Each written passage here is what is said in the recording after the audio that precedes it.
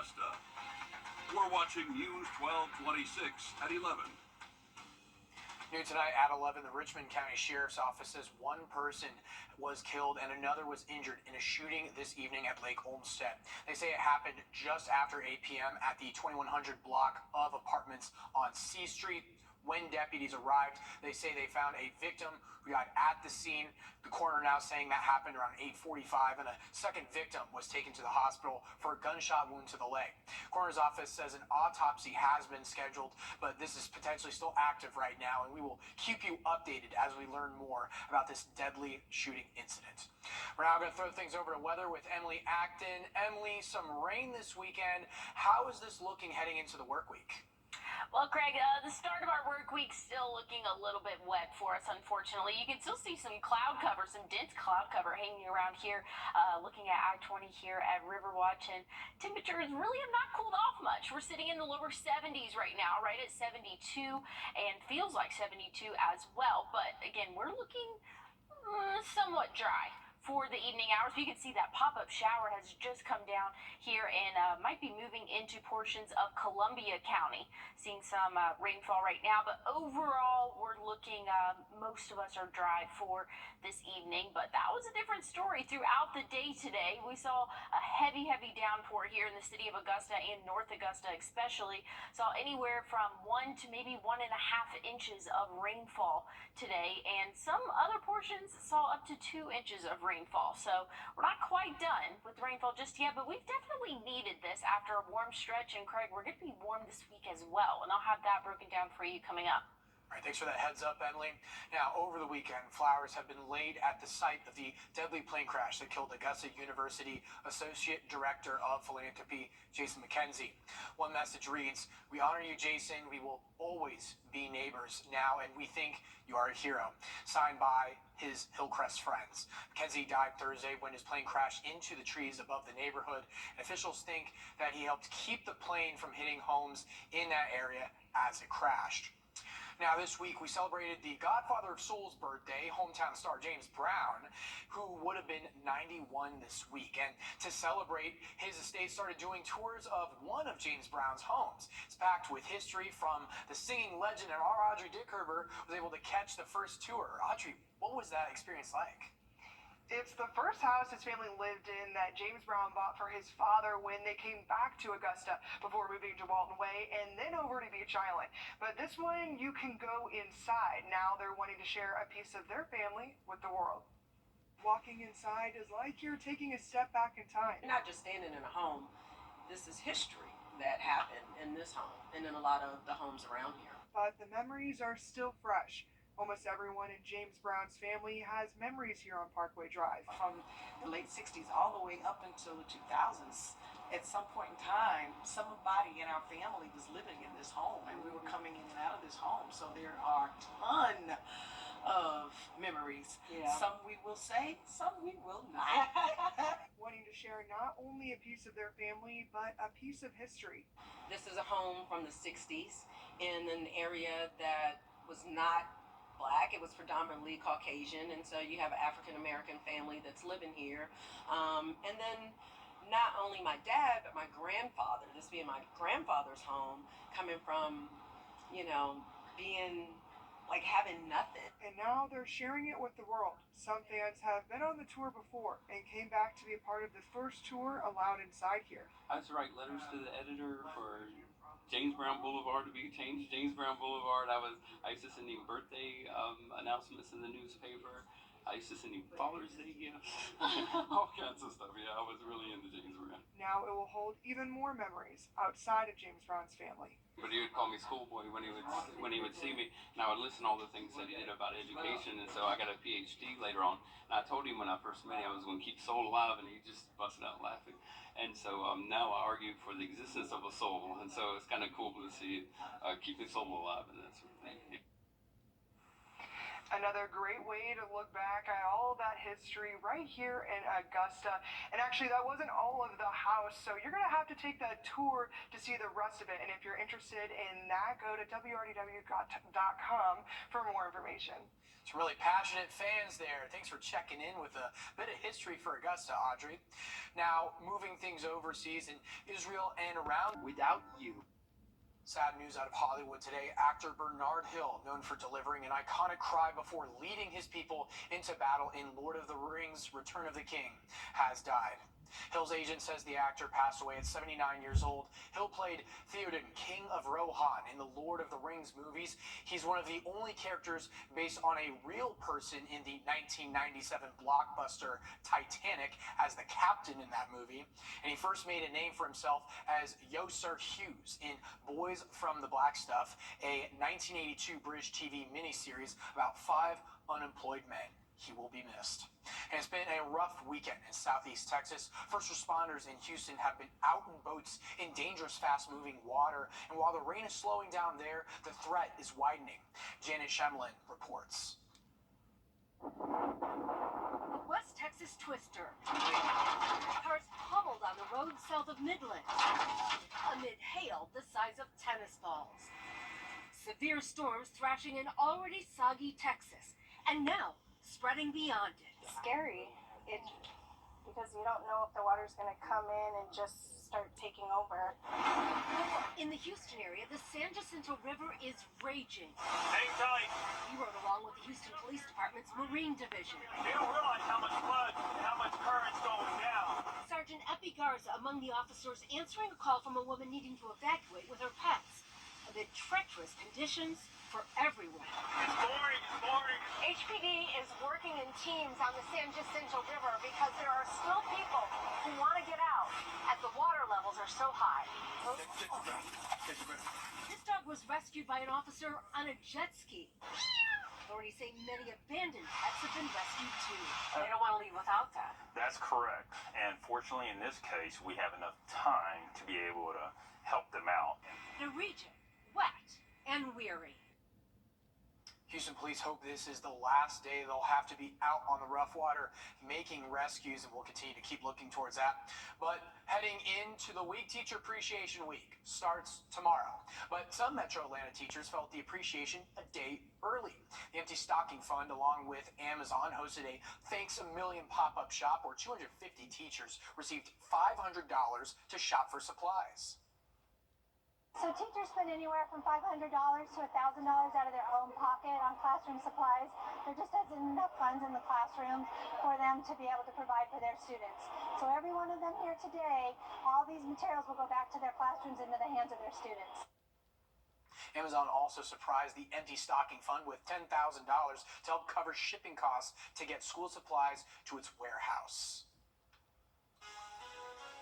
Coming up, Star Wars: The Phantom Menace returned to theaters this weekend for May the 4th.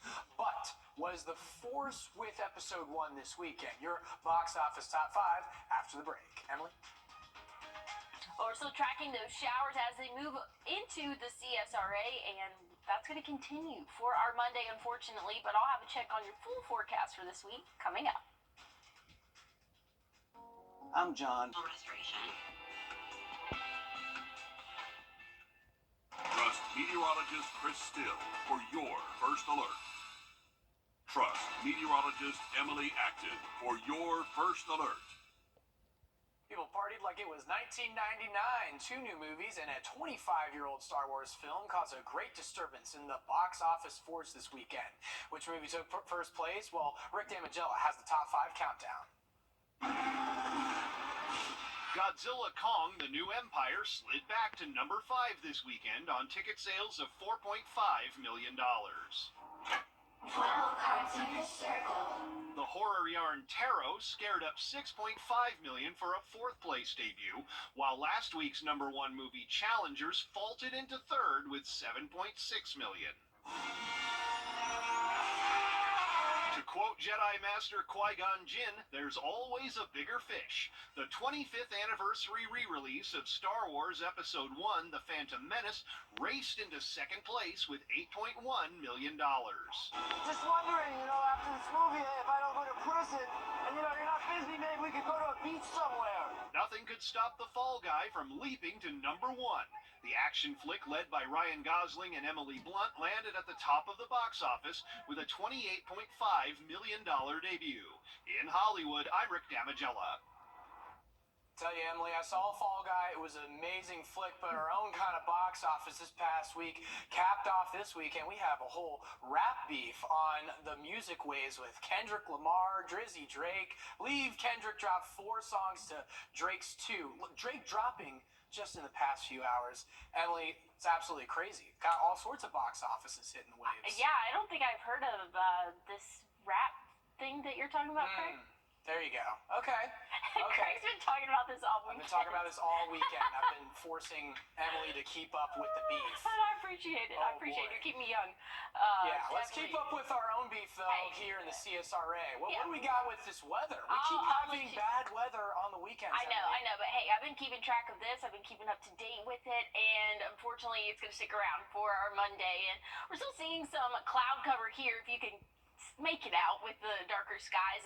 Still pretty cloudy out there, and there's actually some showers going on in Columbia County. Temperatures pretty mild, sitting right around 72, but like I said, still tracking some rainfall, and that's the same story really across the eastern portion of the United States. But again, here at home, definitely tracking a few showers and thunderstorms. Again, that's the one I was mentioning in Columbia County right now, but very dry for the most part. Again, excluding that one shower, most of us here in the CSRA are dry, thankfully, but that was a different story throughout the day today. We saw anywhere from maybe 0.2 of an inch to 1.5 inches in some spots in terms of rainfall for our Saturday. So definitely a wet day, or Sunday, excuse me, definitely a wet day out there after a wet Saturday, and unfortunately Monday is definitely looking wet, but a dry start to the day.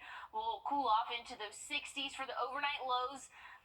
Cloud cover will come in midday, and then that rainfall will follow it for the later afternoon hours and into the evening. Unfortunately, definitely gonna see some more rainfall in our future. But good news is, by Tuesday, we're looking dry. We're going to start off the day in the 60s, warming up to near 90 for the afternoon hours for our Tuesday. Definitely going to see more sun and a lot less rainfall. We probably won't even see a shower for our Tuesday. Into Wednesday, things are looking really calm for us as well. Now, temperature outlook, again, I've been hinting we are going to see near 90, if not 90, for the middle part of our work week. And if you don't really like that warmer weather, good news is next week.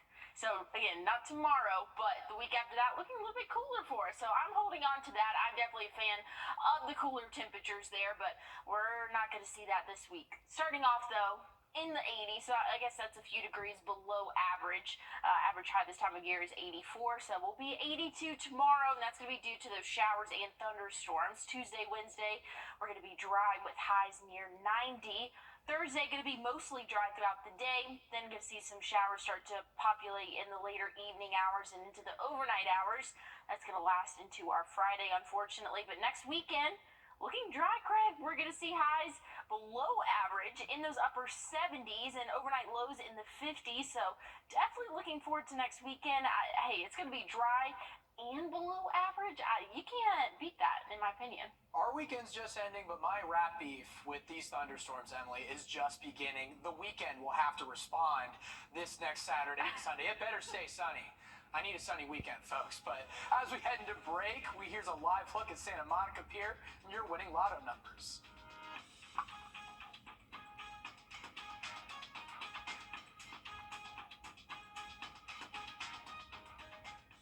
Time is running out.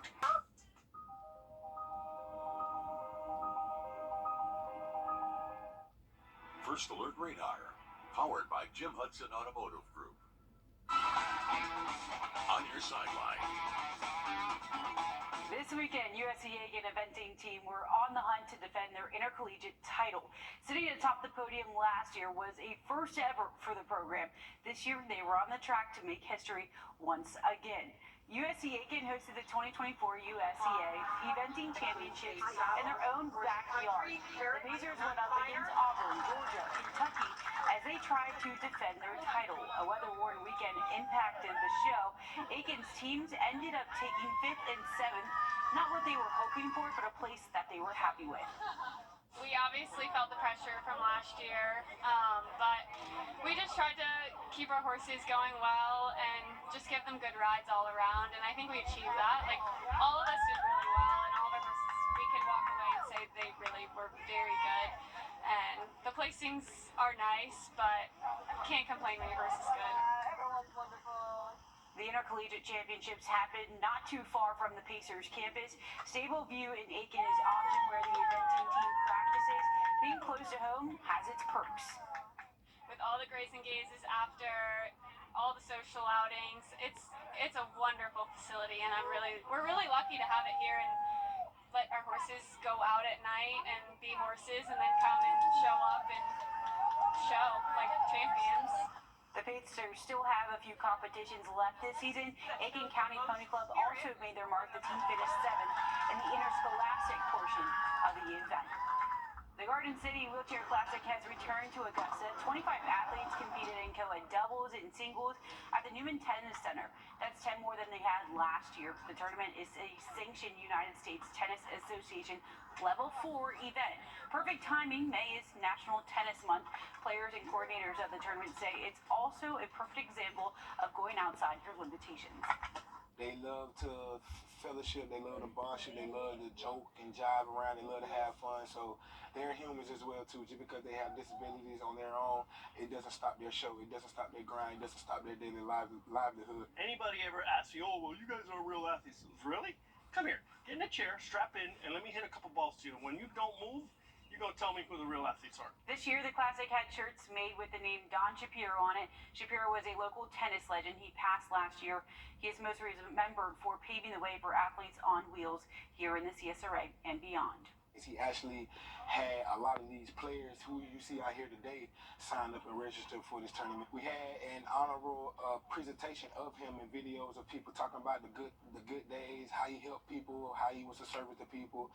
So we just spent the weekend just honoring him, being around his family, understanding his background, where he came from, why and how he loved to help people. And preparation is already beginning for next year to make it bigger and better than the last. Well, there's a first. The Braves were swept for the first time this season. They've now scored 3 runs or less in 6 of their last 8 games, but this one will cool the burn. The Dogs getting it done at home. The number 19 ranked Georgia team swept Vandy for the first time since 2003. It also is their highest scoring SEC series of the season.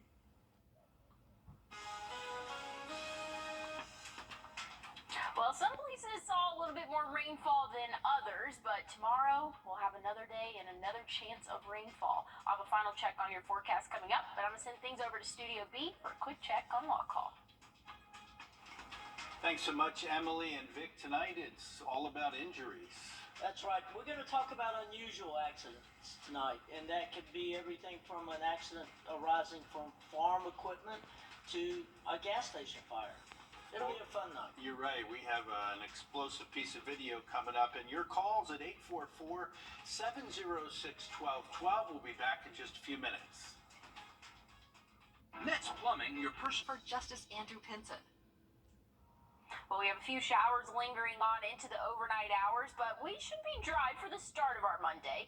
Then you can see a chance of afternoon showers and thunderstorms start to populate. That's going to keep our temperatures in the lower 80s, so a few degrees below average. We'll warm up to above average for our Tuesday, Wednesday, and even Thursday. Thursday night, could see some showers start to populate, and that's going to last into our Friday. Off and on, it's going to be definitely scattered like in pattern, but nonetheless, we do have another chance of rain by the end of our work week. Next weekend, though, looking really nice, below average high temperatures, and we can expect to see dry sky conditions. I mean, we'll be mostly sunny for our Saturday, Sunday, maybe a few more clouds, but hey, I'm just holding on to those upper 70s, Craig. I'm looking forward to it. Looking forward to a sunny weekend, Emily. Thanks for that, and thank y'all for joining us here at News 1226 at 11.